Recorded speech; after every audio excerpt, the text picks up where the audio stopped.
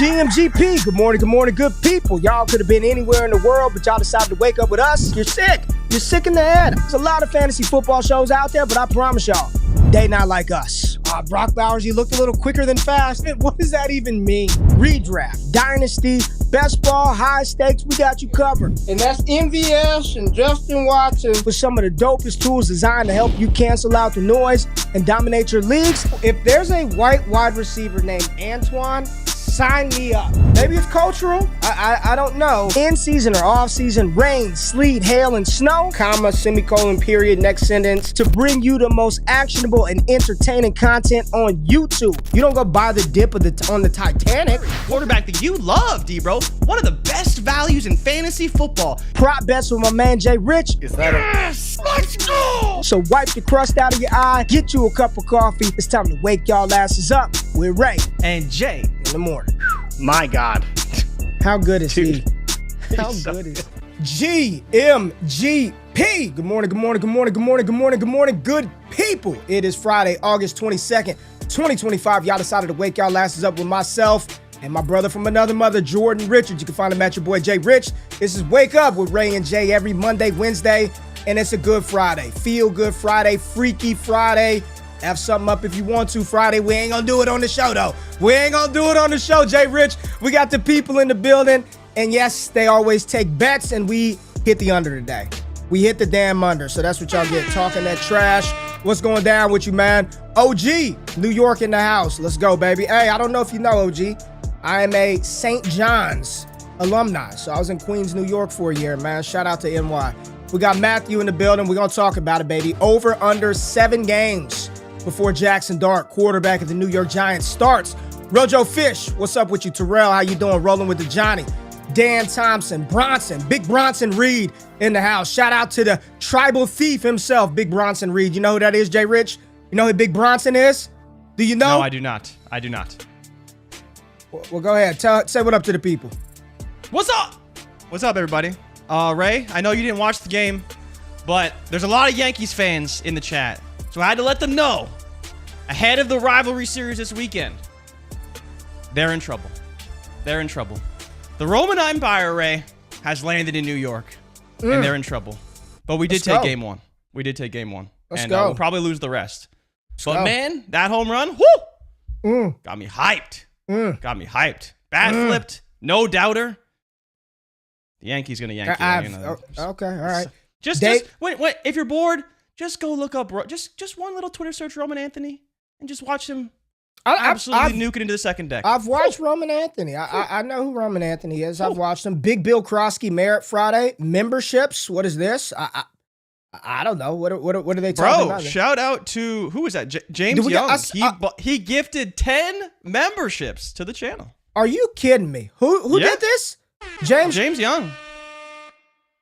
Hey, James, we got to get in contact with you, James. You need to hit the DD DMs on X. Hit the DD DMs on X, man. Appreciate you, man. That's dope. So, looks like Joe got a membership gift. FB3, bunch of people. What is this?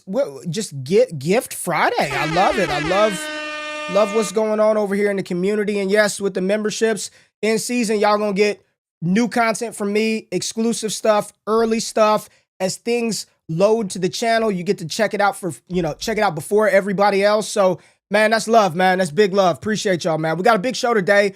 Friday, this is the People's Show. This is the People's Show. So we're going to talk about some things that y'all want to hear. We are going to discuss Jerry Jones and Micah Parsons. We're going to talk a little conspiracy theory in Cleveland. And then, yes, we're going to talk Jaxson Dart. And before we get going, because Jay Rich and I, we were going back and forth. You know, who are we going to do the Would You Rather on today? I think it's got to be Dart, Jay Rich. The bigger question is, are we going to poll the audience for this one, or do we just run it? Because I'm looking at his dynasty value. It deserves a conversation. It deserves a conversation. Shout out to my man, Lee Savage is in the building all the way from damn Australia. I believe it is nighttime in Australia. It is GEGP. But Lee's been working on some dope stuff. Later on in the show, stick around. I got some free stuff for you that you may want to check out on your spare time, as brought to you by one of our patron members, Stylee, in the chat. But Jay Rich, we got to start this off with the shove it up your ass heard round the world yesterday from one Dallas Cowboys owner, Jerry Jones, on a show with Michael Irvin, the playmaker, former Dallas Cowboys wide receiver Hall of Famer. But let's listen to old Jerry Jones open his mouth yesterday. Let's take a look at this, Jay. At that, I'll let it go at that. I'll drop this one thing on you because this is. When we wanted to send the details to the agent told us to stick it up our ass. Wait. Now, see, I was. Jay Rich, it's a 2-minute long clip. I'm not going to run through the whole thing. I'm going to replay that part one more time in regards to David Malagueta, Micah Parsons' agent, and Micah's absence from the team in the contract situation in Dallas. I'll drop this one thing on you because this is. When we wanted to send the details to the agent told us to stick it up our ass. Wait. Now, see, I was. Just so you're clear. Wait. What do you mean? So. Michael Irvin know good and damn well what he meant. All right. So Jerry Jones, they're trying to work this thing out with Parsons, Jay, and we keep talking about this NFC East, how top heavy it is. Philadelphia going to be dope. Washington going to be a damn good team. Everybody's shitting on the Giants. I think defensively and with what we've seen in spurts offensively with much improved quarterback play across the board, I don't think they're going to be a bottom of the barrel team. I don't. I off the rip, I think there are 5 teams that are clearly in worse shape than the Giants. For sure. Dallas without schedule, Dallas, their schedule is brutal. It is unreal, and they don't have a bye until week 14. But the Dallas Cowboys without Micah Parsons, defensively, this team was already a mess last year. You've got Diggs coming back off of injury. The interior D-line is no good. Linebacking core is a work in progress. No Micah Parsons on this defense. It's all Dak Prescott, CeeDee Lamb, George Pickens. The offensive line is reworked. The running game is not explosive or dynamic with Javonte Williams and Miles Sanders. Like, people watch this interview clip, and the reaction that I saw is, oh, it's a done deal. The deal is already done behind the scenes. 5 minutes later, Micah removes everything Dallas Cowboys related from his social media profile. You know, that's step one with breakups, right? You got to delete those IG pictures. Yep. What are your thoughts on this situation? Dallas, Micah Parsons, this public drama playing out in front of everybody right now with a player who I don't give a damn with NFL Network had him ranked as the 30-something best player in the NFL. Man, this is a top player in the NFL. Mike is a top 15 player, period, across the board in the NFL. What are your thoughts on this, man? I mean, it's just insane. Like, this is a player who would be the highest paid non-quarterback in the NFL once he signs his extension on just about any team, regardless of their cap situation. Like, I understand that the Cowboys and Jerry Jones want to have their fun and they want to draw it out and they want to be in the media and they want to say all this stuff, but like, this is just getting kind of ridiculous at this point. Like, that's where, for me, when it comes to this situation, people can say, Jerry's going to get it done, but like, how can you be confident when, you know, he's referencing this story with Irvin where they were going to send him the contract details, but what's kind of left out there is it's not the negotiated contract details, it's the Jerry Jones contract details that he came up with that were not discussed with the agent. And that's why the agent would tell him to shove it up his ass, because there was no discussion but the about agent the contract didn't say or that. The terms. Mike Garafolo already reported that that's not what was said. That is not what was said. But of course, Jerry needs to play it up in the media, and that part I'm fine with, right? You want to stir it up, you want to say that in the media because he's not going to say that, but I understand why Jerry would present it that way because it's fun and it's going to get social media clips. But the fact that Jerry thought that you can go to an agent and say, here is our terms for agreement. Right. Without Jerry ever said I already speaking to him at all. Jerry said I already negotiated. In this interview, Jerry said I did the negotiate. I'm just listening. I did the negotiation, right? That's like, you know, hey, job. That's I'm letting your boss and telling him how much I'm going to make. I negotiated this. Sign the deal, right? This, you know what this reminds me of, Ray? In The Office, when Pam had that standoff with Gabe about her new position that didn't exist and she made up. Like, that's what Jerry Jones is doing right now. Jerry Jones is saying, we had this negotiation. It got lost in the paperwork, but here it is. Just tell your client to sign it. And it's like, that's not how this works. And this is a dude that's been an owner for so many years. It's like, you have to know this is not okay and you can't do this, especially with your star player. You want to, mess around with Jonathan Mingo and his agent? Sure, no one's going to care. It's not going to be headlines. No big deal. But with arguably your most important player, including Dak Prescott, you just can't do that, man. You just can't. First of all, Pam Beasley from The Office, one of my least favorite TV characters. I was not a fan of the whole home wrecker stuff. I didn't. Pam Beasley and Jim Halpert, I wasn't feeling it from the jump. Like, just me personally, right? But we could digress and we can have a TV talk on one of the member-only late night streams that we'll have. If they don't get this done, this is not good for Dallas. Okay, they need Micah Parsons on the field. I don't give it. Donovan Ezeraku looks cool. Marshawn Nealon, the interior D-line is a mess. They need to figure this out. And when Micah eventually, there's all kind of trade rumors out there. Green Bay offering them 2 picks. I'm like, hey, they need more than that if they're going to move on from Micah Parsons. 2 firsts, a second, and like a 5th, wasn't it? More. He's worth more than that. He's worth way more than that. So, from a fantasy perspective, like I'm about to flip the team stuff to how it would impact fantasy football. Right now, Jay Rich, I do not care what players or what team is facing the Cincinnati Bengals. You fire them up. Tyler Lockett, start him. Who's the Mekhi Sargent? Is he the backup running back in Tennessee? You start him versus the Bengals defense. If Micah Parsons is not out there, it's just a high-flying affair. It's just a shoot. I do not believe this defense is good enough to corral anybody offensively. It's going to fall on Dak and CD. I think the 100%. This is just team, they're the NFC Bengals. That's what they are.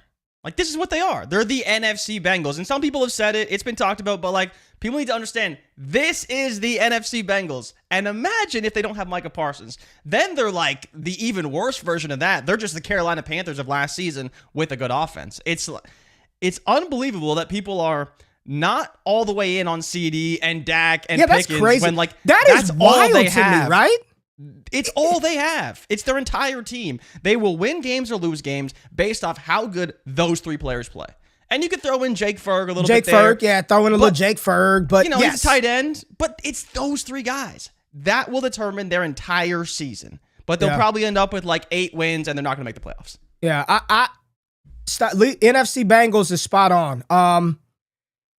There are still a lot of people who are skeptical on George Pickens, man. Still a lot of people that are a little skeptical on that George Pickens sentiment. And James Young says, correct, the NFC version of the Bengals. And Micah's out. If Micah's out there, it definitely helps out. But this is as a sad Dallas Cowboys fan, this is just not what I want to hear. And we're going to continue on through the conspiracy drama. Can we call it that, Jay Rich? Are we going to, is that what we'll call it? The conspiracy drama. And then we'll talk a little B-Rob as well. Because Mike and Jerry weren't the only former players and owners and yada, yada, yada talking yesterday. Eric Dickerson, sweetness, Jay Rich, the Pony Express. You know Eric Dickerson? Is that heard his of that guy? The Pony Express? I've heard of him. When they were at the SMU he wore together. The goggles, right? When they were at SMU with Craig James. Come on. They were the Pony Express. SMU Mustangs. So when I was probably still in my father's sack? Was that when that was? You were probably a wee lad at the time. Yeah, but Eric Dickerson was on a show and he was talking about the NFL and the conspiracy theory against Shaduer Sanders. Eric Dickerson, who, I mean, he is, so far his reputation has been pretty solid as far as reporting, I guess, right? He told us, hey, I took that that car at SMU. I'm not going to lie about it. Hell yeah, they offered me a bunch of money. Eric Dickerson said the NFL told teams not to draft him. We're going to make an example out of him. Somebody called the Browns and said, don't do that. Put a favor in. Draft him. They weren't going to draft him either. This was in a colluding against Shaduer Sanders. So Albert Breer, the great Albert Breer, was talking with Dan Patrick. And what Albert Breer said was, hey, I'm not going to go into, I don't believe that there were conspiracy theories. What he said was, I believe Shedeur fell out of the first round for football reasons. He fell beyond that for everything else. Whether that's teams colluding, and people did say, and this was reported during the process, Jay, people did say, hey, he was in there interviewing the damn teams. He wasn't doing it. He was interviewing them. So what Breer said is, I believe Shedeur fell out of round 1 because, by and large, contrary to what a lot of people thought, he was not a first-round talent. He fell further than that because of all the other stuff. Okay.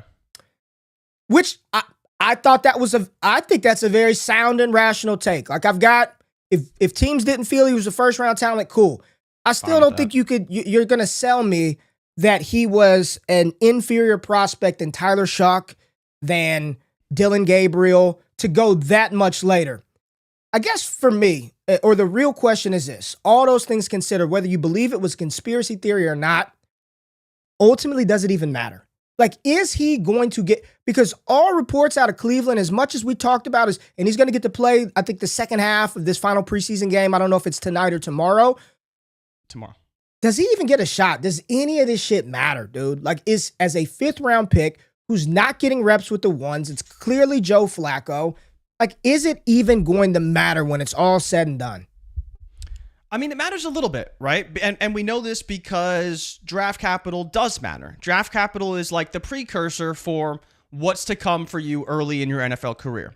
You're a first-round pick. Maybe you're on the bench early if you're a quarterback, but you're probably going to play in your first season. Second-round pick, maybe you sit the whole first year, have a shot second year. Mm-hmm. Third-round pick, we don't hear a lot about those guys, do we, Ray? So you get all the way down to the 5th round, we're talking about not any reps with the ones, not any reps with the twos, really just practice squad reps with like 3rd stringers, 4th stringers, guys trying to make the team.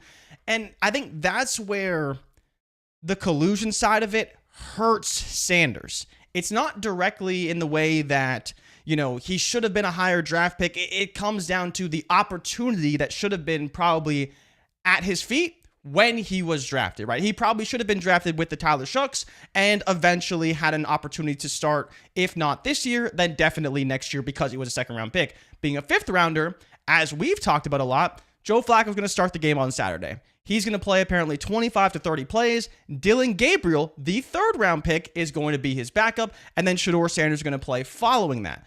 And so how is Shaduer Sanders going to look when he's playing with the 3rd stringers, Dylan Gabriel playing with the 2nd stringers? He may look a bit better, and some of the reason why could be the draft capital and the opportunity he was afforded as a 3rd round pick instead of being a 5th round pick. So, like, how do you feel about that? Because knowing that, it does matter a little bit, but as you kind of said, if he's good, he will look good regardless of the situation he's given, and he needs to make the most of that. But do you think that a story like this, while we all kind of think it's what happened, especially when you got past the 2nd round, past the Shucks, like I always told you, I thought he could be in that Dart range or be in that conversation to be that Giants like later 1st round pick. But how do you feel knowing that, one, this story's out there, Dickerson's kind of saying it, again, he's a player that if he doesn't say something, he's not really in the media.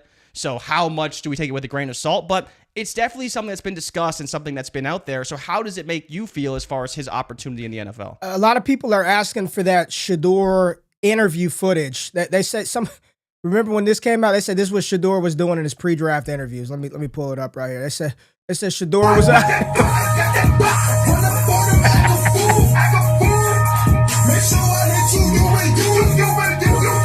Well, remember when they had the story about him? They said Shedeur was doing the Bobby Schmurder in there. They got to stop, man.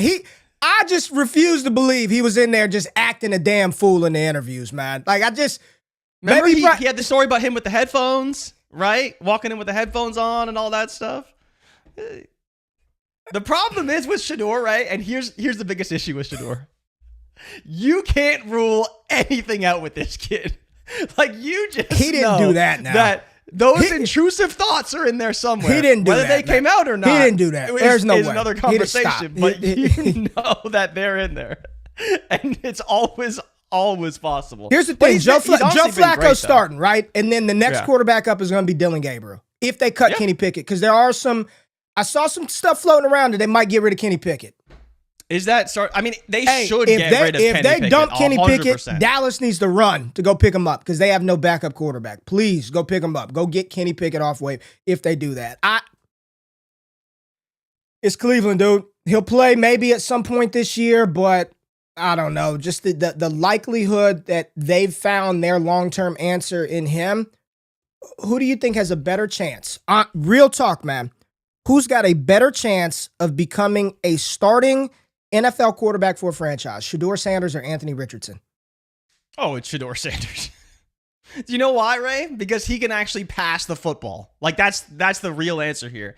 You look at college stats, you look even at NFL preseason stats, it still lies in Shaduer Sanders' favor. And regardless of what A-Rich does this season, I think the answer is still always going to be Shaduer Sanders. Because he's just a much smarter, much more like he's just a better quarterback. Like he just is. And he needs so much less development. He just needs an opportunity and needs to play well. Again, is the ceiling there? No. But you don't need a ceiling when you're already a good quarterback. If they cut Sanders, David, he'll get picked up. If they cut him, he'll get picked up. They would never But, cut him. Yeah, I don't think they would cut him. I think he's a lot probably of business still reasons. in the top 5 in jersey sales. There's no chance they cut him. Yeah, no a lot chance. of business reasons why that's not going to happen. All right, Jay. Let's talk about another quarterback. The people are talking about him in the chat right now, Jay. And I mean, look at if a picture. I don't even have to put the words up. I mean, that is That's a proud papa right That's there. a proud papa. Like that's we were thinking this. 100%. That is hands in pocket. You know. Yeah. He's Just got the chilling. quarter zipped all the way to the tip top. Shiny ball. Just, man, we made the right choice, right? Yep. We took Abdul Carter, Abdul number 3. We took Abdul Carter number 3, and we waited. We waited to the 20s, and we got our guy. Yep. Jay Rich. Jaxson Dart, my friend. Now, remember, it is preseason, right? It is preseason football, Jay Rich, so do not overreact. But he was probably the most impressive individual player for the position that he plays, for the expectation that he has as a first-round pick, and how dysfunctional the quarterback room has been in New York over the past couple of years. He might have had the most impressive if there was a preseason MVP award, it would go to Jaxson Dart. Jaxson Dart would have won preseason 2025 MVP. We got our guy. This is from Brian Daboll. I'm glad we drafted him. I'm glad he's our guy. Yeah. It's honestly, Ray, like this is funny because I feel like we've wanted this for Daboll for so long. We have wanted Daboll to get a guy. We've always believed in Daboll. We always thought he's a great coach. He definitely had his moments last year where he wasn't quite doing his part as a head coach. We obviously much prefer the offensive mind and what he's doing on the offensive end. But like, this is their guy, man. This was their guy from the beginning. They wanted Jaxson Dart. They wanted that dual threat ability. You know, he wasn't too happy when he took that hit after that big run, right, the 23-yard right. run. He said, "Get down. had You got to go- slide. Get your ass down, Dart. Get He had to down." go into the 10 after that. But man, like, how could you not be excited for Jaxson Dart? He has 6 touchdowns this preseason. It's like I think it's 5 or 6 touchdowns he's already had with the rushing one. He's throwing a bunch, throwing one every single game. He's just been great. Like, he's just been great. And they absolutely shredded the Patriots last night, and they didn't really play a whole lot of people. But it's just an encouraging sign for a team that, you know, Daboll's on the hot seat. They I don't think he is. Quarterback. I don't think he is. Well, before, I think he's gotten some Like- grace now. I really do, man. Unless they just completely fall apart. He looks awful. Defense stinks. Then he's gone, right? It's the preseason, right? So we have to be honest about that. But going into the offseason, he almost got fired. And Mara said, you know, they're going to keep them, but it's going to be very, very thin ice. They got Carter. They got Dart. Things look up right now in New York. But they still have a very tough schedule, so we're going to see how it all plays out. But I think, to your point, it's not going to be so much about wins and losses. It's how they manage Jaxson Dart and when they start him and how he looks. Because if Dart looks good and they start him at the right time and he's ready to go, maybe, just maybe, it gives the ownership enough confidence that they're making the right decisions to move forward and progress as a franchise. Look at Keegan. Keegan, get out of here. It's too damn early for this in the show, Keegan. Keegan said, Giants are calling actual in-season plays versus preseason basic defensive packages, not buying the hype. Just not buying that Jaxson Dart. I'm buying it, Jay Rich. This is going to be our would you rather. You see people already now talking about his dynasty stock, pointed up. Stanley, he's a very good head coach. The team just sucked the last few years. Yeah, I mean, we were excited about Daboll a couple of years ago. Like, we were like, oh, man, like this is a coach that we want to see him implement his kind of system offense and philosophy with a competent quarterback, and Daniel Jones wasn't able to get him there. But it sure as hell looks like with what information that we have today, we're not going back to Ole Miss and looking at what he did versus Central Arkansas. We're not looking at him playing against Oregon State when he was at USC. At least we've got some information with him executing an NFL offense on an NFL field against NFL players, and he's been awesome. Like, you may not buy fully into the hype, and we'll see where Keegan lands once we get into the Would You Rather segment, but you can't take what he has done this preseason and be like, no big deal. Because had it been the opposite of that, a 180, and it was just sorry as hell, we'd be like, this dude's a bust. Can't believe they took him over Shedeur. Can't believe they took him over Jalen Milroe or whomever it may be. He's been incredible. And I asked the question last show, what are the chances that he takes the field as the starter week 1? And here's the thing, Jaxson Dart himself came out and spoke on that. Let's listen to Dart, all right? Let's listen to Dart on that. You expect Russell to go out there and be great, and also that you've been a starter your entire life. So this could be it for you for a while. How tough will that be to sit on the bench and have to watch somebody else for the first time? Yeah, I'm just shifting my perspective to be the best teammate that I can be. Russ has completely earned that role for him, and he's played amazing. He's played elite. So, for me, I just want to be the best teammate, and I want this team to win. So, whatever my role is for that to happen, I'm going to do that to the best of my ability. So they're asking Dart, the reporter's asking Dart, hey, you've been a starter all your life. You're about to get parked on the bench. Could be a little while. How you feel about that? Dart said, hey, Russ has earned the job to go out there, to start the season. My job is to be the best teammate. We want to win. When my opportunity is called, I'll step up. He's saying all the right things. So this is Russ. Russ is starting week 1. How long? How long does Russell Wilson's how long is that leash? And let's be honest, Russ has not played bad in preseason either. He hasn't. No. Russ has played good ball throughout preseason. So, yeah, the veteran, you get him out there. The Giants' schedule is brutal. I think we've talked about this continually. It's awful, man. What do you think? How do you think this plays out? Because I do think defensively they're going to be much improved with Carter, with Burns here for a full program. There are Andrew Phillips, they're young guys, Banks on the back end. You've got a running game. Scatterboo was back. He played in the preseason game. You got Tyrone Tracy. You've got weapons offensively with Theo. You've got a field stretcher and Hyatt. I'm not saying these are world beaters here, but they've got some players out there that you can get the ball to. And then, of course, you got a damn all-pro wide receiver in Malik Neighbors that helps everything out. Jaxson Dart's on the rise, Jay Rich. His stock is up. Yeah, his stock has to be way up, right? You just talk about all rookie quarterbacks in this draft class. His stock should be arguably the highest. Like, he's not going to be starting to start the year, but, I mean, at some point, they're going to have to just turn him loose. And I think, unfortunately for him and for the Giants, there just isn't a patch that really makes sense in this schedule. There just doesn't. Like, so many of these games are going to be tough, and if it is an easy game, it's on the road, like the Saints game week 5. And that's a game, maybe they do win it, maybe they lose it. They're probably going to win that game and kind of help Russ to maintain that starting job. But it's just so hard to believe this team can really find a good stretch. I think for the Giants, it's, do you want to ride it out with Russ pretty much the whole year and give Dart those last few starts? But even those last few starts, New England, Washington, Minnesota, Vegas, Dallas, like, they're just not easy games, no matter how you slice it. Pretty much every team, Ray, they face, other than, I'd say, Vegas, is a potential playoff candidate, which you can't say about many schedules. Like, you just can't. It's like Dallas and Vegas, basically, if you want to say Dallas is a potential playoff team. And New England is the other one that's, like, really not quite there. New Orleans, obviously, who I've mentioned already. But everyone else, it's like there just isn't an easy game on this schedule for them. And maybe for Daboll, it's like you find a spot, and the spot for me, I think, is after the second Philly game. After the second Philly game? Yeah. So they go Washington, Dallas, KC, the Chargers, the Saints, Philly, at Denver, at Philly. There's maybe one win in there in Saints game. Maybe they could win another game in there. But after that, you have San Fran, Chicago, Green Bay, Detroit, New England. 2 of those games are at home, 3 are on the road, at Detroit, at Chicago, at New England.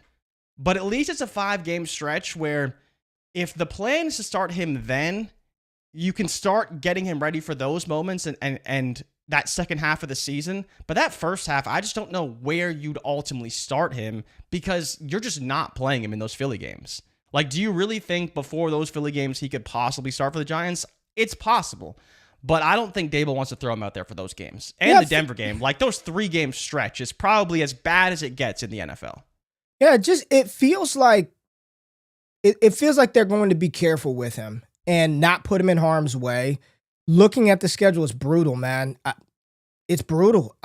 It's brutal. You're either going to have one easy game. I guess you just you start in week 15, 16, 17, 18. Right? After that week 14 bye, and you hope that for the first 13 weeks, I mean, I just think it's a hard sell if Russ starts off, loses that Saints game week 5.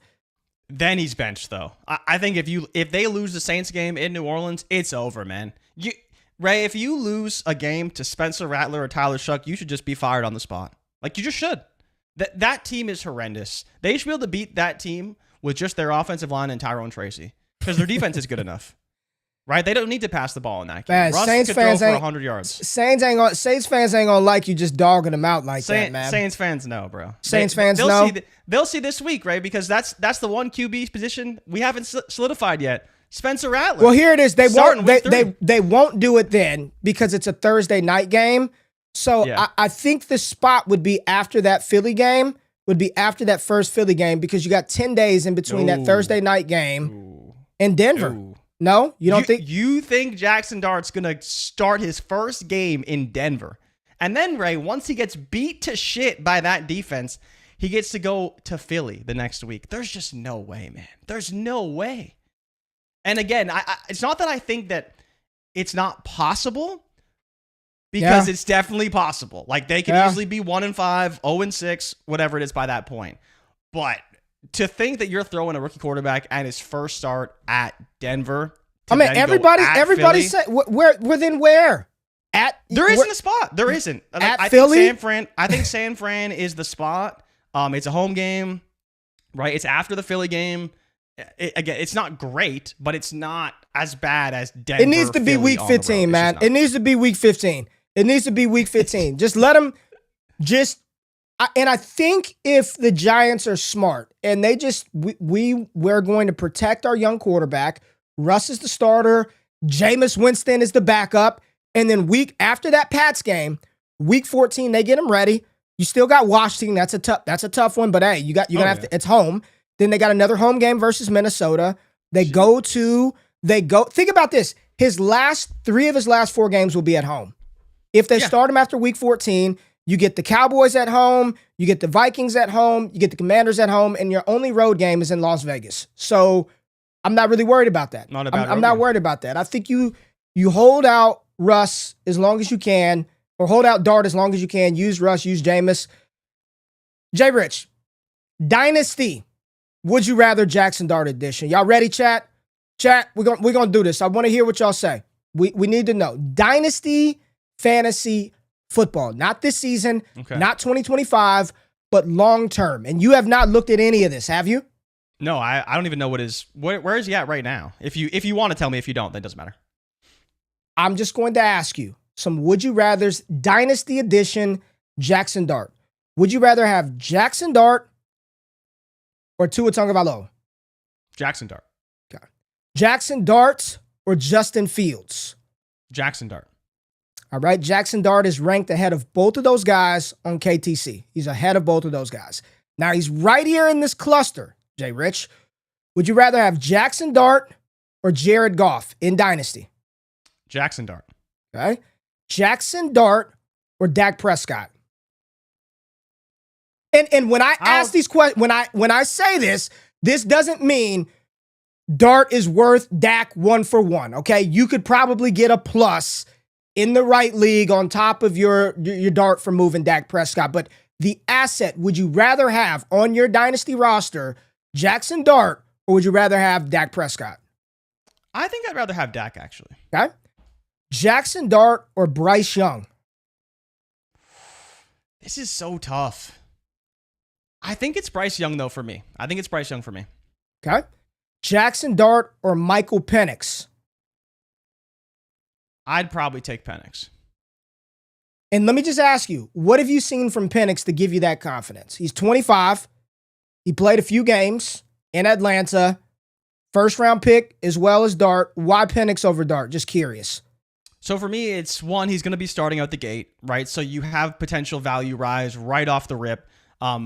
As we've kind of talked about, we don't know when Dart's going to start, so you're kind of just holding on to the asset at that point. And maybe it's actually the good decision because there's also the potential for Penix to blow up. But I'm willing to bet that Penix can rise and do enough from a fantasy perspective to where he will rise up the ranks once people see him on the field with London, with Bijan, regardless of kind of what the team success is, versus Dart and kind of just sitting on what that asset's going to be.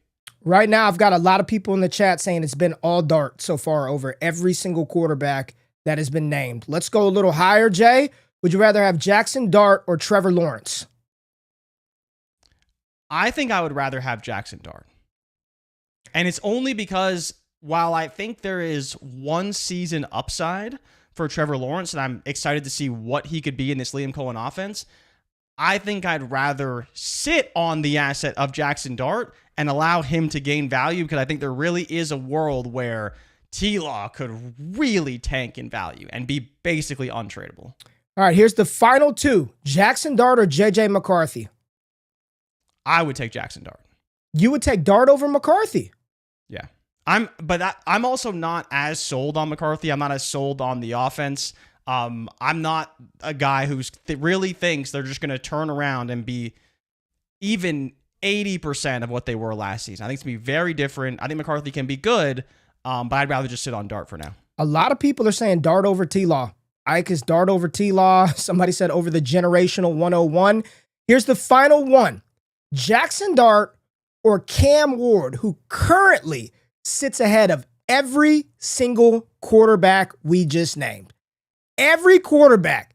And people said Dak over Dart, T-Law over Dart, Bryce over Dart, Goff over Dart. Cam Ward is currently ranked in Dynasty ahead of Baker Mayfield, J.J. McCarthy, Kyler Murray, Trevor Lawrence, Michael Penix, Young, Dak, Goff, Dart, Fields, Tua, all of them. QB 14 via keep, trade, cut. Would you rather have Jaxson Dart, who is currently QB 23, or Cam Ward at QB 14? It has to be Jaxson Dart. And this is the reason why. I like Cam Ward a lot. But for everyone who watches this show regularly, I have continuously talked about how I think that Brian Callahan is one of the worst head coaches in the league. Sure, he's an offensive mind. He got his job because he was the OC for Joe Burrow. We all know that Zach Taylor's a terrible coach. Brian Callahan is also a terrible coach. If you can move your Cam Ward for Jaxson Dart with the plus, I do think that is a move that could actually pay dividends in the long run. So while I like Cam Ward, I think he can be good. Let's be honest about what we've seen from Cam Ward. Pretty much nothing, zero hype, receivers who can't catch his passes because he's too strong, and I think in some ways, we hoped we'd see a little bit more development potentially through training camp, and we'll see what happens in the season, but Cam Ward at QB 15 playing on one of the worst offenses in the league, I just don't know if that's going to yield the returns that people are hoping for in their first season. And I think where people are mistaken when we do these would you rathers is because in the moment when we talk about these assets, they're going to move in value. If you're buying Cam Ward at QB 15 prices right now, 14. I think if you're buying Cam Ward at QB 14 prices right now, I think that's a mistake because I do think he's probably going to fall in value once he's on the field versus a player like Dart, who's only going to increase in value as Russ continues to struggle and as this Giants team continues to lose games. So if you can make a switch like that, I think that could be worth it. And it's not that I don't like Cam Ward or I don't like JJ McCarthy, but the hype for these guys is really, really high. And I just would rather sit on the asset that everyone saw in preseason, looked great, and thinks can be the next JJ McCarthy once he gets his shot. But when he gets that shot, his value will be much higher than it is right now. A lot of people are saying Cam Ward. A lot of people are saying Cam Ward, Jay. And I'll just remind folks, I'm just going to remind folks we're talking fantasy football scoring, right? I'm not making this up. If you are going to be a pretty much a pocket passer in the NFL for fantasy football, you have to be really dealing, okay? You can't just be marginal. I'm just going to give you some numbers, okay? 4,265 yards. 4,265. Kyler Murray's never thrown for 4,000 yards in a season. 4,265 passing yards, 68% completion percentage, and 35 touchdowns. Jay Rich, 35 touchdowns. That was Kirk Cousins in 2020. He averaged 20 points per game, and that was QB 11. Yeah. You have to be able to run. You have to. Jay Rich, in 2021, Cousins, 4,200 yards, 66% completion percentage, 33 touchdowns, QB 12. 2018, 4,300 passing yards, 30 touchdowns. You know what that was good for? 4,330 with 123 and 1 on the ground, and Cam Ward is not a running quarterback. That was good for QB 18 on the season. I mean, all I'm saying, and I'm not saying you don't take those guys, but you've got to be out there. In the year that Cousins finished QB 6, I mean, he's 4,000 yards, 20 plus touchdowns, 4,900 yards, 25 touchdowns. Like you have to be really, really good from the pocket, man. Like Drew Brees is probably, absolutely. You go back and look at Drew Brees, like that's probably one of the greatest examples Insane of just numbers. a pocket passer, just absolutely dominating for fantasy football. So what are those screw the hype of Cam Ward, like his environment, Callahan, Tennessee. Do we really think that spot is going to be fruitful from a fantasy perspective? And that's the problem, right? Like, I understand people are excited for Calvin Ridley. I think Calvin Ridley could be great this year, right? But outside of that, if Calvin Ridley has 1,800 yards and Cam Ward only throws for like 3,200, that's not good enough. And this is where I think people kind of forget, like, what is the goal in fantasy? Is your goal to have a bunch of QB2s on your roster, or do you want to make a move for a player who could be a QB1, right? And that's the difference here. It is not that I think Jaxson Dart is going to be a QB1 by any stretch, but there is still the potential there because he's shown the ability to be a competent passer while also having the rushing upside. And that's what you're looking for. You're looking for that combination because if everything goes right, he could crack the top 10. He could crack the top 12. If everything goes right for a Michael Penix, the moment he has a down season, he's on the CJ Stroud path. Keegan, stop it. Just stop. Ward's environment isn't awful. He's got a good foundation, young O-line, wide receivers, and Pollard. Young O-line. They just posted offensive lineman from the Lions who's ready to retire. The offensive line is not my issue, but wide receivers, stop it. Like, stop. It's Tony Pollard. Like, I mean, I'm not. I get that you don't like Dart, but I'm not about to say that this situation in Tennessee is good. Like, I'm not going that far. I'm not going that far. You don't need to run to be a QB1. You need to run to be the QB1. Yeah, you need to pass for a lot of yards and a lot of touchdowns to be a QB1. That was the point of this. But look at Bo Nix right now. Bo Nix is like QB6 because he can run. He doesn't need to throw for a ton of yards, but he's super valuable because he provides a high floor. And that's the same thing you're looking for in Jaxson Dart. It's the exact same argument for him over a player like Michael Penix, who Michael Penix can only do so much because he can't move. He has to throw for 4,500 yards. So the floor for him is so much lower. You go back to it. Nix, 3,700 yards, 29 passing touchdowns, 430 on the ground, and 4 TDs. QB8. He led all rookies in passing touchdowns. All rookies. QB8. And he still ran almost 100 times for over 450 yards. And no, Patty just said it. Dart's situation is better than Ward's. It just is. It's a way better situation. If y'all agree. didn't see him and Malik Neighbors on the sidelines celebrating, you think Malik Neighbors ain't excited for Jaxson Dart? He is. And that's going to make a big difference for him in his development. 100% it will. And I don't think, and I don't know if Jorge is saying somebody's trying to compare a Dart to Lamar Jackson. I hope nobody is doing that. But I think Jay Rich's point is you don't have to be the next Lamar. Bo Nix was a top 10 quarterback last year as a rookie. Granted, I mean, I don't think people realize how good he was last year and completed over 66% of his passes with 29 passing touchdowns and 4 touchdowns on the ground, 430.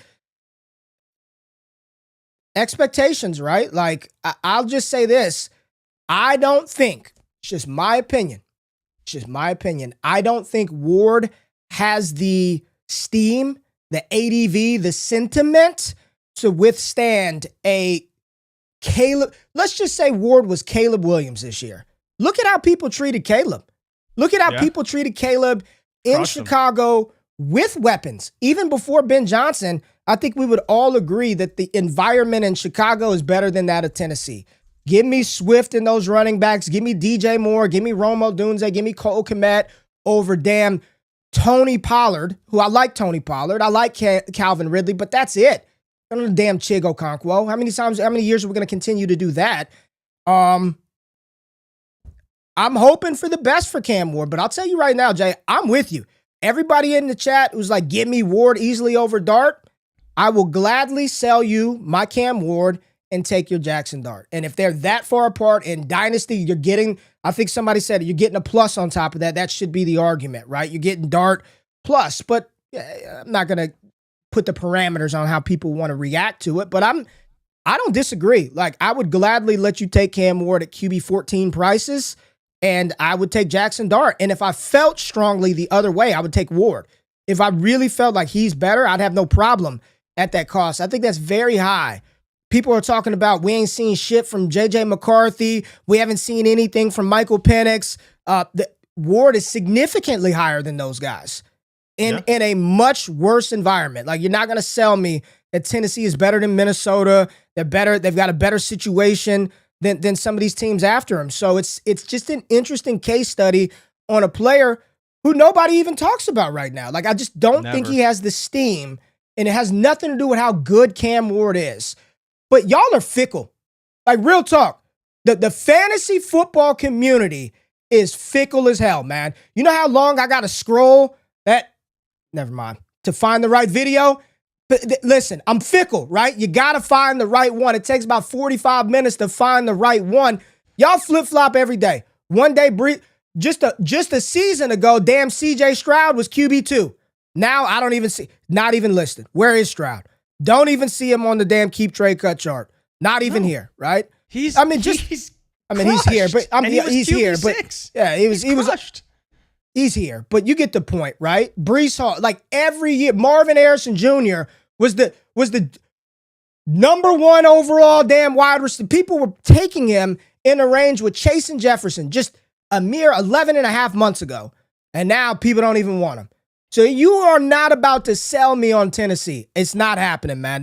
That shit ain't that much better than New York, and a lot of people don't think it's better than New York in the first place. Yeah, it's not a very good situation. It's just not. And that's where it sucks for Ward, because I did like Ward. He's my number 1 quarterback. I was excited for him. But Tennessee it hasn't seemed like it's gotten any better outside of the offensive line, which hopefully can be enough for Ward. But even in some of the preseason games, I'm like, man, just give me a little something. That throw to Van Jefferson, of course he drops it, right? If he makes that catch, you're like, oh yeah, like you saw all the talent that Ward possesses. You just hope that it can work out for him. But for me, it's not necessarily about how good I think Cam Ward is. And I think that's the part people forget is like, Ray, you say you would trade your Ward for Dart and a plus, and I'm totally in agreement with you, because what the hell are you getting from Cam Ward this season? Probably not much, right? And probably nothing that's going to like drastically increase his value unless, in my opinion, he's an outlier. And if he's an outlier, great for him. He was number 1 overall pick. probably has every shot to be that, but that's not the bet I'm willing to make. It's just not. Caleb Williams in October of 2024, so less than a year ago, peaked on KTC as QB5. And now, I mean, right here in the chat, people say he's a bust. Certified bum with Ben Johnson. Never going to be any good. Never going to be any good. And I just want to make sure I got this right, okay, Rich.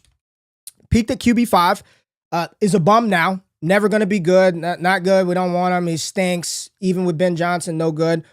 I know he took an exorbitant amount of sacks, but he had 3,500 passing yards, 20 touchdowns, and almost 500 rushing yards in his rookie season. Does Ward top that? He was 7th in pass attempts, Caleb Williams, number 1 in deep ball attempts. Does Ward eclipse those numbers? His expected fantasy points per game, let me just give you his expected fantasy points per game for Caleb Williams was a top 12 quarterback, number 12, 18.3 points per game based on what he did. Didn't hit that. It was around 15 points. Does Ward top 3,500, 20, and 450 this year? Well, he's not going to top the rushing because he doesn't run. That's not his game. Is he throwing for more than 3,500 this year? I'd be surprised if he did. That's a big number for a rookie. People don't realize it, but that's a pretty big number for a rookie. And I'd be surprised if he did that. This I think makes the better fun. question, right, is like he could maybe throw for as many touchdowns. I think Caleb threw for what, 20 or 22 touchdowns? 20. Got 20. But he also only threw 8 picks. How many picks is Cam Ward going to throw if he has as many pass attempts as Caleb Williams had last year? Like, that's the issue here. Like, this is a quarterback that's not afraid to throw it into those tight windows. And we may see some early interception issues for Cam Ward because, again, his coaching staff sucks. Like, they're just not good. And if you can't coach out his bad tendencies, then he could struggle early in his career, much like Caleb did. It's just going to be a different type of struggle. The offensive line is better. He probably won't be sacked as much. He can still move around back there. Probably not going to run a ton, but he can make plays in the backfield and avoid defenders and make things happen. But he's probably still going to struggle as a whole because the team's just not that good. Here goes some comments here. Dr. B. Harris, shout out to Dr. B. Harris, one of our patron members. Shout out to Doc. Dart can't even beat out Russ. Ward over Dart. What? I don't think it has anything to do with beating out Russell Wilson. I mean, we just look at their schedule. He was never going to beat out Russell Wilson. He's not going to start over Russ. Yeah. Keegan with another doozy. No, somehow, Caleb is in the Hurts-Burrow tier. Keegan, let's see your rankings. Jeez. I like that. Says nobody in the fantasy community except Keegan. Not remotely close to Ward and Dart. I thought this dude was a bum. He put him in Burrow and Hurts tier for Caleb. We're the crazy ones, though, Jay Rich. We're the crazy ones. I think this is pretty wild, Keegan. Of all the things you've said today, this might be the wildest one you've said yet. That he's in the Burrow Hurts tier. You are insane, my friend. I love you too. But I like the confidence. You are. I like the confidence. Richie, this is a Friday show. What the hell? I don't know. Looks like Cam Ward over Dart, but Jay Rich, what are y'all? I gotta. Keegan, I'm excited, man. We talked about that preseason game. I'm hyped up. I want to see what they can do, but let's not go crazy. Let's not go crazy. But he can get there. I think he can definitely get in there. Xavier, we already went through it. Jay Rich took Penix over Dart. He took Penix over Dart. He took Penix over Dart. Yeah, he took Penix over Dart. We already went through that one. People have a lot of disrespect for Russell. Bears are going to shock people. Bears are loaded. Hey, man, y'all know this is a pro-Bears show here. We're both in on Chicago Bears all around, from Olamide Zaccheaus to Rome to DJ Moore to Kyle Monangai. We are pro Chicago Bears, no doubt about it, especially in fantasy football. You know, it's the sentiment on players, Jay Rich, is something that I've kind of talked about a lot. And I do want to shout out this dope site. There's a brand new site that dropped from one of the members in the chat right here, Style Lee. It's Savage Fantasy Football. He's got this thing that he created called the Sentiment Tracker that kind of aggregates stuff that we say, stuff that other analysts say, and it sort of ranks and shows you the risers. I'm gonna pull that up real quick. Let me pull that up. I want to show this, and it's free, so y'all go check it out. It's Savage. It's like the word Savage, SavageFF Let me pull this up and show this. Lee is dope, man. He's helped build some stuff over here at DD. But y'all can check this out. Real talk. It's free right now. Go check it out. You connect your league to it. Jay, you've looked around in here, a lot of stuff on this fantasy football site. Like, look at this, right? Rising sentiment, falling sentiment, all aggregated by real stuff. You could like compare players. It's got a lot of features. League sync. You got trade stuff. I think this is really cool. You can kind of see your portfolio of players by age. You can see I got a lot of that Woody Marks and Braylon Allen. Yes, a little bit of that Jalen Wright on those Dynasty rosters too. I got some Herbert. I got some Penix. There goes some Harvey, some Xavier Worthy. But yeah, this is a really, really cool site. There's a lot of stuff to check out here. Age distribution, how many old, decrepit guys. I got one 35-year-old on the roster. So check it out. It's free. He just launched this. He's one of our people, man. He helps do some stuff. So if you trust the Trinity, go check out SavageFF.com, man. He's got a lot of Jay Rich, there's a lot of shit, right? A lot of cool stuff. There's a lot of stuff. Trade Finder. Check it out. Just wanted to show some love, man. I ain't got no problem showing love. I would hope if people use Trinity, they would show love to what we do over here. But check this out. SavageFF.com. It's free. Just check it out. I would highly recommend it. The UI is super clean. Yeah, the UI is clean. Super clean. Yeah, the UI is clean, bro. And it's the layout is clean as shit, man. Jorge, he said interesting. Just go check it out, right? And you could see what people are doing. Most discussed players. It's all aggregated in real time. So show some love, man. I got no problem showing some love. Go check it out, and it's free $99 right now. So go check out SavageFF. Jay Rich, what else we got, man? What else we got? Yeah, Jaxson, wow, nice. Didn't even know. Yeah, go check it out. Did you want to talk about Chris Godwin, right? Let's talk. Okay, let's talk Vele real quick. Devaughn Vele got traded to your Saints. What are your thoughts? I mean, sure, man. They paid up, though. How about that, right? They paid up big time. A fourth? They paid more for him than Jerry Jeudy got traded for. Jerry Jeudy got traded for a fifth and a sixth. And Vele got traded for a fourth and seventh. But people forget, this is not about the player. It's about the control. He's got I think he's got 3 more years of control or 2 more years of control under contract, cheap contract. They need pass catchers. He can be the third wide receiver in that offense. Again, this team stinks, and I would not suggest trading a fourth and a seventh for Devaughn Vele. But if they think he can be a player that can contribute for them as a wide receiver 3, then so be it, right? They're going to get a comp pick. I forget why. Zach Bond is a big reason why they'll get a comp pick, but so we'll see. But there's a lot of things to come for the Saints and see kind of how it all plays out. But yeah, not a big fan of the Vele trade, and not a fan of the Sky Moore trade either. Well, who's that good for in Denver? Do you have any more People interest? Think it's Pat Bryant, but I don't. I like Troy Franklin too. I think you got to take shot. I like Troy Franklin. I think the problem is that Troy Franklin and Marvin Mims are kind of in that same role. They seem to be. It's more Mims, and Franklin seems to be kind of filling in and working in that same type of Mims role. And it seems like Pat Bryant is going to be the beneficiary here offensively and could be that opposite outside wide receiver to Courtland Sutton. And that's really where you want to hedge your bets. If you're in on Pat Bryant, hold him. I wouldn't necessarily move him at all yet. But yeah, that's, I think, who the clear beneficiary is probably going to be Pat Bryant. Maybe some Troy Franklin, but it feels like Bryant's just the better archetype type receiver. I like Sean. Sean says Troy early, Bryant eventually. I'm down with that. I like that because, even though it's 1 year, Franklin's been in the system, played with Knicks. There's some familiarity there. I think the number 2 is Marvin Mims. It's pretty clear to me. The number 2 is Based Mims. Off early the 1 is Sutton. Snaps, you got absolutely. Ingram.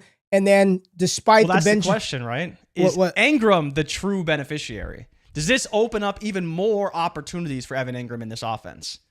Because they're not going to go to Vele. Stanley's saying, what has Pat done to impress? I think people are just going off of the reports and the vibes. Mostly practice stuff. The practice stuff. I would still say if I were betting on it, it would be Troy Franklin first up in that passing attack. And quickly, what's to say about New Orleans? They gave a 4th round pick for this dude. Like, he's going to play, man.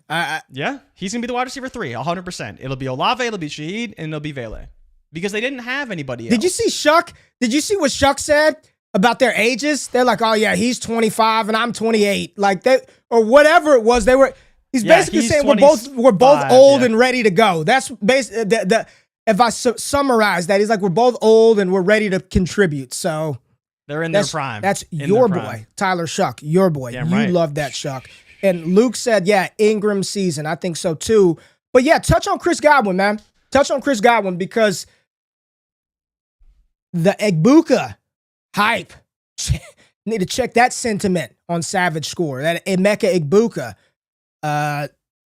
Godwin and there was somebody else that are going to be activated off the pup, but the reports are they ain't doing nothing. Like I don't know what that means, but off the pup, not running, still not expecting Chris Godwin until after week 4, at which point, who the hell knows how good he's going to play. I was on if y'all missed it, man, check out a show I was on with Harmon, man. I was on with Harmon on, what was this, Wednesday? It's on Harmon with Wednesday. We were talking through rookies and rookies you need to draft. Pull up on Yahoo Fantasy to check out that content. But we were talking about Ibuka, and I'm like, look, man, to start the season, we were like, he needs some stuff to happen, right? Because it was Godwin and McMillan, and it was a lot of receivers. And whether you think those players were better talents than Emeka Ibuka or not, they were going to play. They were going to be on the field, right? Sometimes it's not, and I know Joe, I don't know why this is stuck with me, but she was like, if you were already in on Ibuka, why does the injury to McMillan change the way that why is his ADP rising? And I do think that there is this thing, especially when you look at Trinity, you can see the gnats. Like you see your producers, and then you just see guys that they get enough targets to pull away from the other guy. He doesn't have that, man. Like I was doing some DraftKings best ball drafts last night. Last round, I took a Sterling Shepard. It's Mike Evans and it's Emeka Ibuka.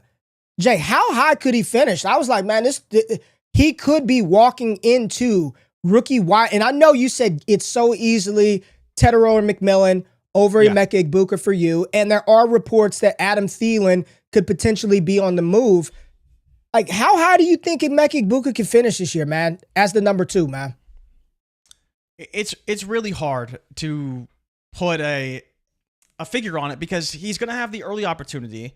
But getting into the story about Godwin and Tristan Wirfs are going to be taken off the pup prior to the season.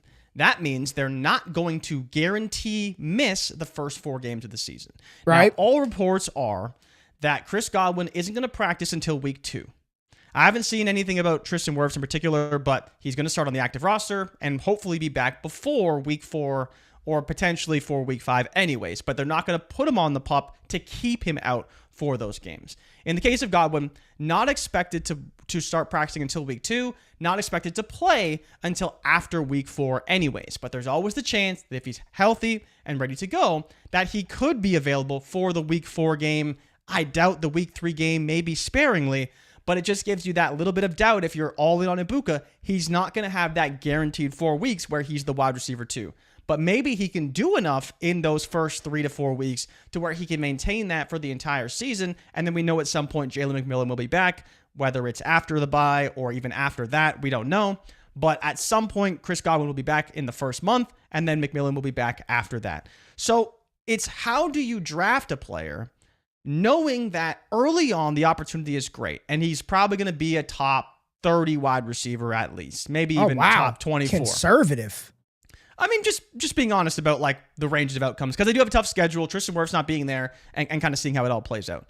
But if he maintains that role for the season, then yeah, he could be a top 24, could be maybe even a top 20 wide receiver, depending on how the volume gets shifted for Baker. But I find it so hard to make that bet with where he's going right now. I want to believe it can happen for him. But it also, knowing all the talent on that roster, it's hard for me to say, I'm betting on this guy to be like Chris Godwin. Yeah. For the entire season, knowing Chris Godwin's coming back, knowing McMillan's coming back, knowing that Mike Evans is still there, knowing that K-Dotton's going to be involved, knowing that Bucky Irving is probably going to have an even bigger role in the offense this year. They'll probably lean on the running game a little bit more with Tristan Wirfs out. Like, all those things factor in here. And depending on where Ibuka goes, that's what's the scary part for me.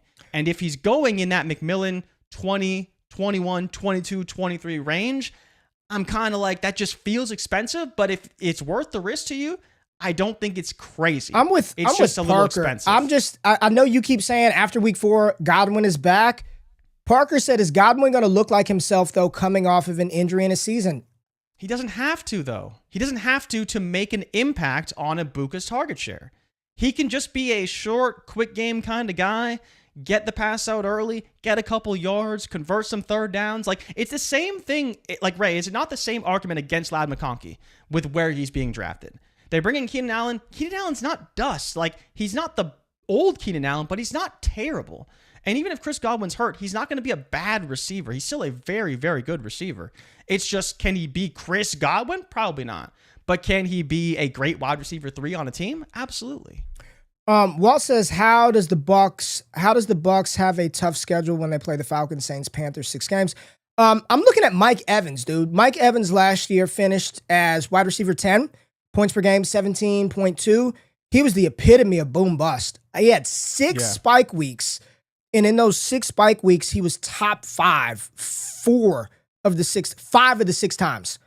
He was top 5, man. And it's a lot of touchdowns for Evans, but outside of those games, wide receiver 49, 84, 69, 35, 28, 35, 34. The games in which Evans balled out, 6, 5, 8, 3, 3, 5 in week 17. 5. Yeah. I mean, Big Mike is still there, and he's going to be the touchdown guy. If Godwin's not in the building, man, I think it's just, he's going to get a lot of volume. He's going to get a lot of volume. But tell me how you feel about this schedule, because this is part of the issue. First game against Atlanta. Great opportunity. That's a good matchup. AJ Terrell on Mike Evans. The rest of the field is wide open for Micah Ibuka. Mm-hmm.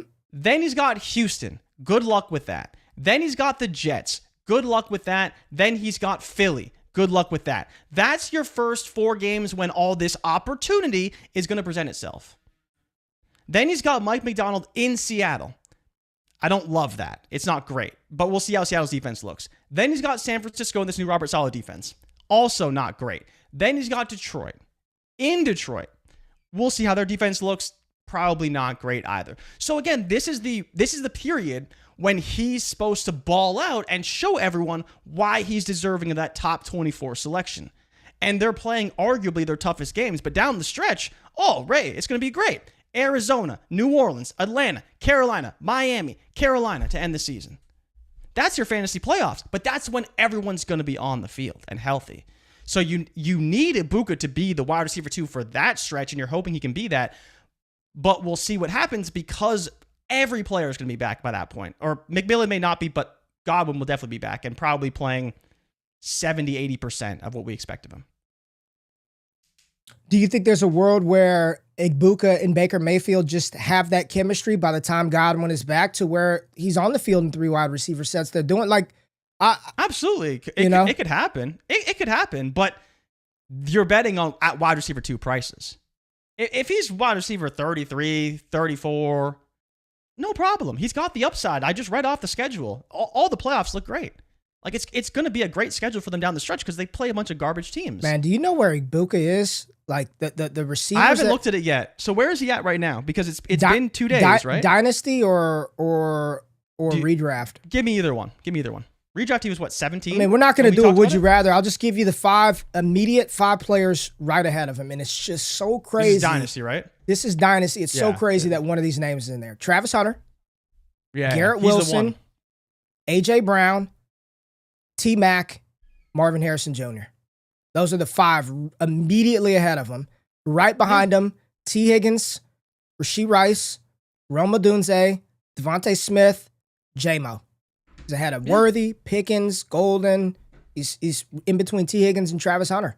And those players behind him, like, they could also have very good seasons, and they may not pass him, but it's not inconceivable either. Like, J-Mo has a good start to the year. Oh, J-Mo's dope. He's flying up the boards. He could easily be a wide receiver 17, 18, 19, like in Dynasty ranks. But can you pull up his underdog ADP? Because that's the one I was more interested in.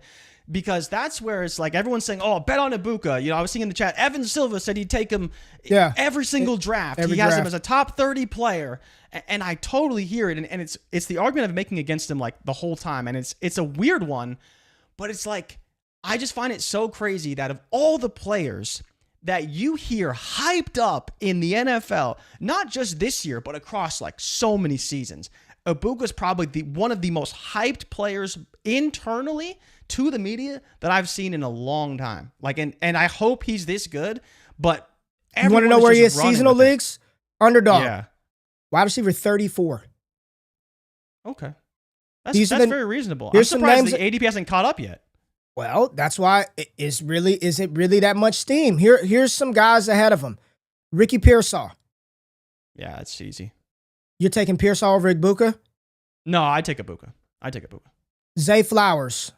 Oh, I'm taking Ibuka there. Hunter. Pause on Hunter. That's how we're going to fit. Pause on Hunter. Jalen Waddle. Yeah, I take Ibuka.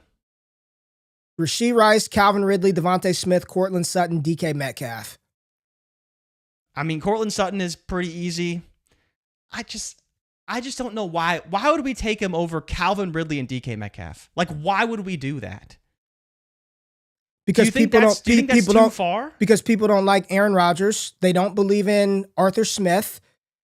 People still don't believe in Bo Nix. They don't like Cortland Sutton. I think Ridley, people would take Ridley over him. I think you'd get a fair share of people that would say, I would rather have Calvin Ridley over Ibuka. But I think I'm not telling you I agree with these, but these are the reasons that people are saying they would take those guys over him, probably. Yeah. Then you've got DJ Moore, J-Mo, Pickens, Terry McLaurin, Xavier Worthy, Tedero McMillan. Yeah, so, I mean, you look to some of those guys. Worthy, I can see people taking him over Worthy. I can see people taking him over DJ Moore for sure, right? It's just, it comes down to is like, what do you believe? And this is where when people are saying, oh, Jay Rich, you're so crazy. Like, how could you possibly say that? Like, this is a player, to me, has such a wide range of outcomes. Like, he just does. There's just such a wide range of outcomes for Emeka Ibuka, and I think people need to at least acknowledge that. And it doesn't mean that he can't be great, because the high-end wide range is still very good and very high. But there is the other side as well, and in my opinion, he's got one of the widest ranges of outcomes, especially with where I expect his cost to be. And that's the problem for me, is that he feels like such a risky asset if he goes and starts to get steamed up a little bit more and a little bit more. But I just have a hard time making that pick. I just feel like I'd rather take a more certain asset at that point, or a player that I feel much better about how consistent they can be. Mile High said Buka doesn't have a wide range unless all those other wide receivers aren't going to be on the field. So No Mercy said I'd rather have Ridley and DK as a Bucs fan, but it's not crazy difference either. Travis Hunter's the one I stopped you on, because before the show you said, Ray, I'm just getting a little concerned about Hunter. Right? Just a tad bit concerned. Is that where you're at? He hasn't. I think he was at practice in the Dolphins practice. I believe he was there. Tyreek Hill was the one that wasn't out there in the joint practices. But are you're concerned about the injury? You're concerned. Where are you at with Hunter? Because he's not going to play in this last preseason game. Not going to play. Yeah. So we don't see him until September. We don't see him until who they play. Carolina, week 1. I'm just going to tell you, I think it's Carolina, Jacksonville, week 1. I am not concerned. I think he'll be right out there against Carolina. He's right out there against the Panthers, and I think he's going to do a lot of the same things that we saw Godwin deployed in, a lot of screen plays, a lot of quick shit, get him the ball, let him operate. I'm not concerned, man. It's not that I'm concerned. I feel like the steam for him was much better early in the year. Right, so early in the offseason, early in training camp, we were, hearing a lot of good things about him, his role in the offense, and it feels like all of that is gone now. It just feels like, we talk about how Cam Ward gets no steam. No one talks about Cam Ward, number 1 overall pick, no primetime games. How is he looking in this new offense and kind of on Tennessee? But all the hype in Cohen's system, like, it seems like it's gone. Like, have you heard any hype other than, people still kind of pumping up Tootin because it seems like Tootin could have a role in this offense? Yeah, but I think it's because he's out of sight. I think that he didn't play in week 2. The hype was there. Week 1 versus Pittsburgh, that first preseason game, people are charting the routes, run 7 routes. He played this. I think it's the fact that he hadn't been out there, and then you're hearing the injury. I think it's just a little bit of, not necessarily it's recency like lost bias. Momentum. Yeah, it's just,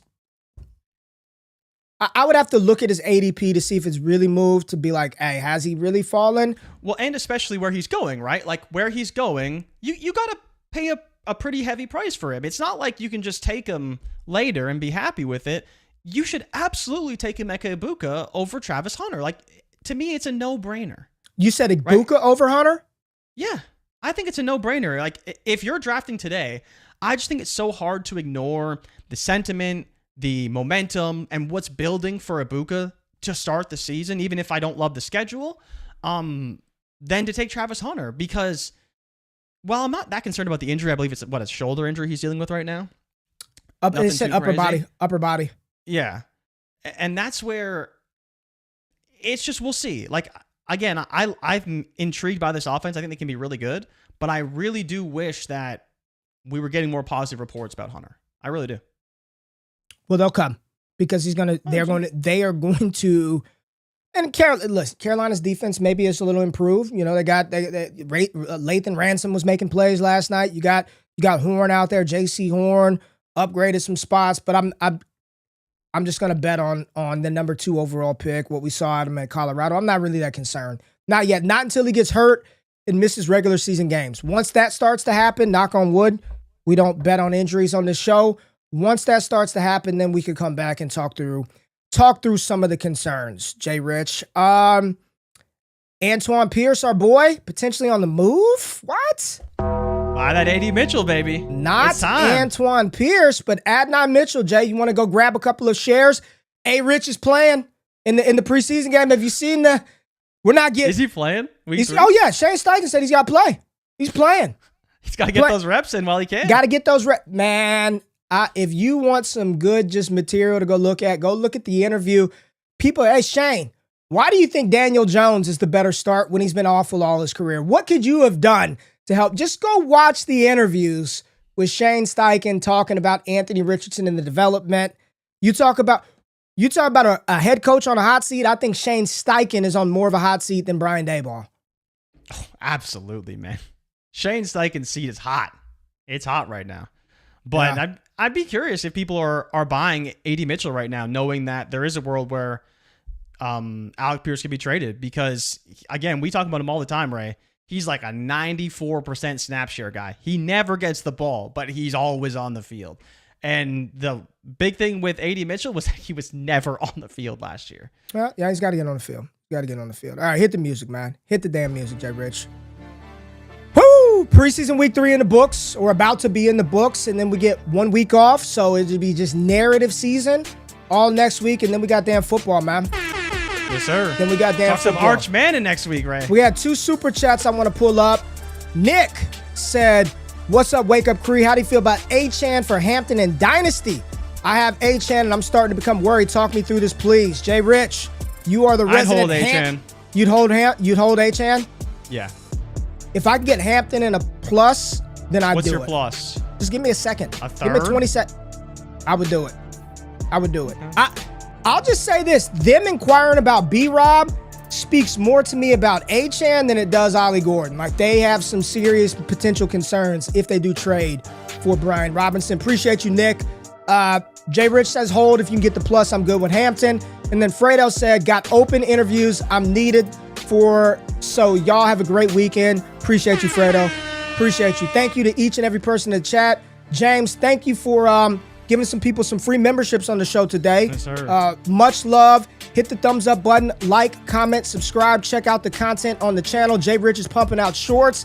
Jaxson Dart, would you rather, up soon. Top 10 quarterbacks in 2026. Running backs are dropping over this weekend.